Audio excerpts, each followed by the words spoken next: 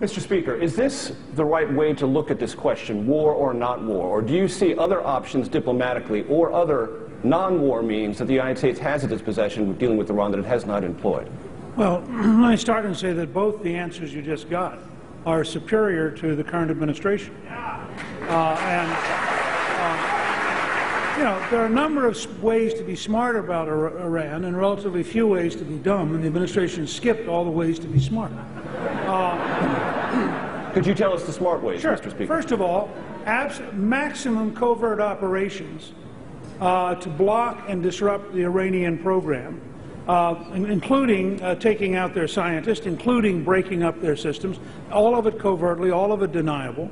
Second, maximum coordination with the Israelis in a way which allows them to maximize their impact in Iran.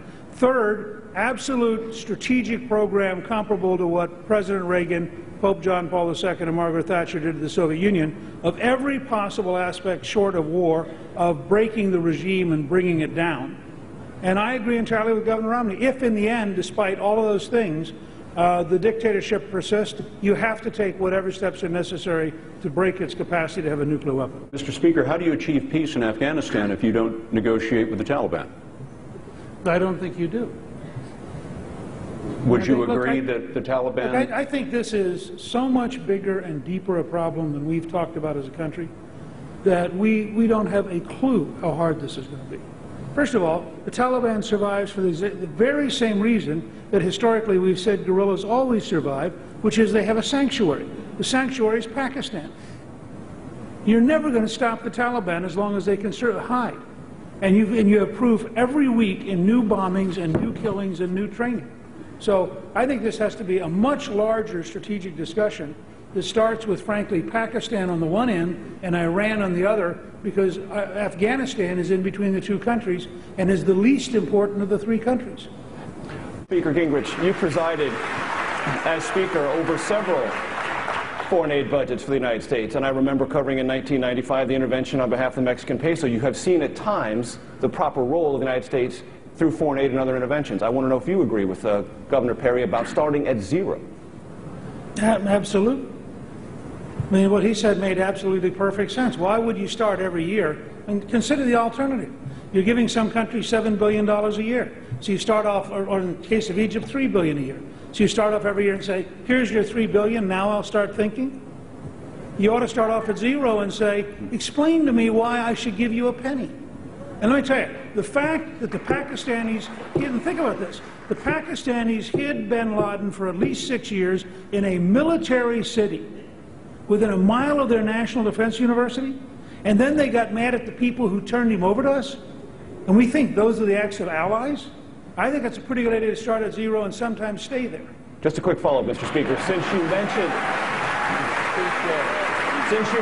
Egypt, Mr. Speaker, I just want to know if you were president, if the aid that we currently provide on an annualized basis to Egypt would be completely rethought and possibly eliminated, if you were president. It would certainly be completely rethought, and candidly, the degree to which the Arab Spring may become an anti-Christian spring is something which bothers me a great deal, and I would certainly have the State Department intervening on behalf of the Coptic Christians who are being persecuted under the new system, having their churches burned, having people killed, and I'd be pretty insistent that we are not going to be supportive of a regime which is explicitly hostile to religions other than Islam. Mr. Speaker, you said yesterday that Governor Romney is a competent manager, but you said you were unsure if he was really capable of changing Washington. You said you were the change agent. Based on the arc of this campaign and perhaps what you've heard tonight, would you care to evaluate Governor Romney's ability to think outside the box and change the United States national security or foreign policy perspectives? No. You said so last night, sir. Then what was the point, sir? Then what was the point, sir, of bringing it up yesterday on a national radio show? I brought it up yesterday because I was on a national radio show. I think he brings up things when he's on national radio shows. We're here tonight talking to the American people about why every single one of us is better than Barack Obama, and that's a topic I'd rather say.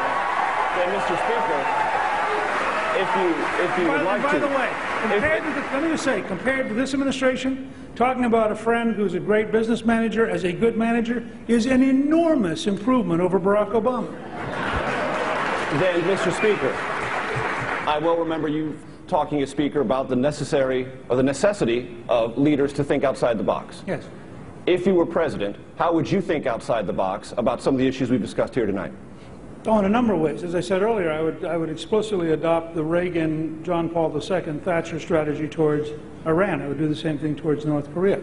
I would adopt a very strong policy towards the United Nations of dramatically taking on its absurdities. I would explicitly repudiate what Obama's done on Agenda 21 as the kind of interference from the United Nations that's wrong.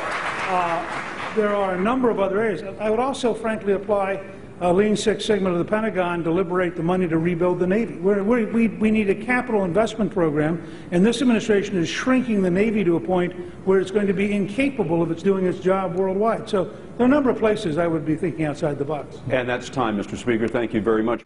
Speaker Gingrich, if I could just ask you the same question. As President of the United States, would you sign that death warrant for an American citizen overseas who you believe is a terrorist suspect?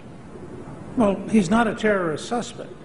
He's a person who was found guilty under review of actively seeking the death of Americans. Not found guilty by a court, sir. He was found guilty by a panel that looked at it and reported to the president. Well, that's extrajudicial. It's not the rule of law.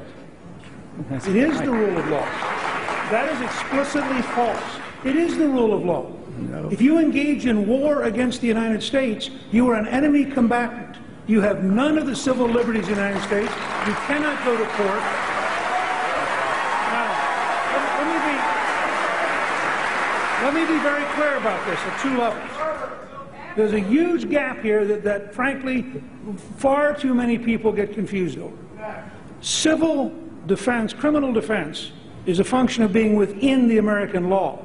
Waging war on the United States is outside criminal law. It is an act of war and should be dealt with as an act of war, and the correct thing in an act of war is to kill people who are trying to kill you. Mr. Speaker, at least 3,500 civilians have been slaughtered in Syria. Today, the Arab League voted to suspend Syria. If the opposition and you were commander-in-chief requested military assistance, covert smuggling, or a no-fly zone, would you authorize either or both? Well, first of all, I think that it's a good thing today that the Arab League suspended Syria. I think this administration should have been much more aggressive against Assad. I mean, it's ironic to me that Mubarak, who had been our ally for years, who had done everything he could to help the United States, who had helped us in the Iraq campaigns, who had done literally everything we had requested of him, he was dumped overnight by this administration in a way that signaled everybody in the world, don't rely on the United States because they'll abandon you in a heartbeat if they feel like it. Assad, who is our enemy and is an ally of Iran, has had amazingly soft treatment by our State Department, as though they are afraid to make him feel bad. I would actively approve taking those steps which would defeat his regime, which would probably be mostly covert. I don't think you need a no-fly zone. I think there are a number of steps you could take, and I think he would fall very rapidly. If the United States and Europe communicated clearly that Assad was going to go, I think you would find he represents a very tiny faction, and I think you would find him likely to be replaced very rapidly. Federal spending and debt are not only our greatest economic problems, they're our largest national security problem. Yet the President and the Congress continue to spend and borrow at record levels. Just adjusting the spending on existing federal programs will not solve the problem. What federal functions will you eliminate or return to the states in order to balance our budget?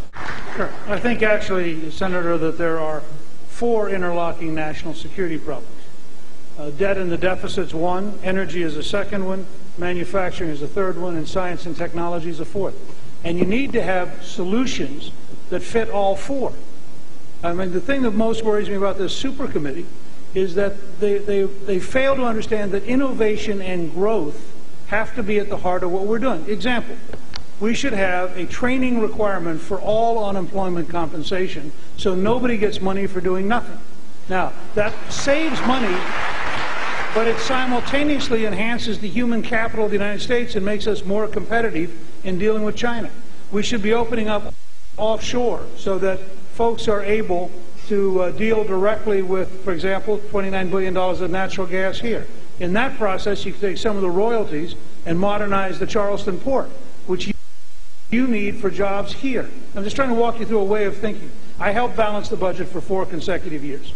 I'm not very concerned. If we're serious, what you want to do is fundamentally reform and overhaul the federal government, fundamentally, while at the same time accelerating economic growth to bring unemployment down to 4%. That combination gets you back to a balanced budget. Mr. Speaker, thank you very much. This week, National Journal and the Atlantic magazine reported that for various reasons, some related to paranoia in Pakistan about what the United States might do, they are moving operational nuclear weapons in that country unguarded in trucks. If you were commander-in-chief and intelligence came to you that one of those nuclear weapons was lost or possibly in the hands of terrorists, how would you respond? Well, look, this is a good example of the mess we've gotten ourselves into since the Church Committee so-called reforms of the 1970s. We don't have a reliable intelligence service. We don't have independent intelligence in places like Pakistan. We rely on our supposed friends for intelligence. They may or may not be our friends, and the amount of information we might or might not have might or might not be reliable. This is a very good example of scenarios that people ought to look at seriously and say, we had better overhaul everything from rules of engagement to how we run the intelligence community, because we are in a very dangerous world.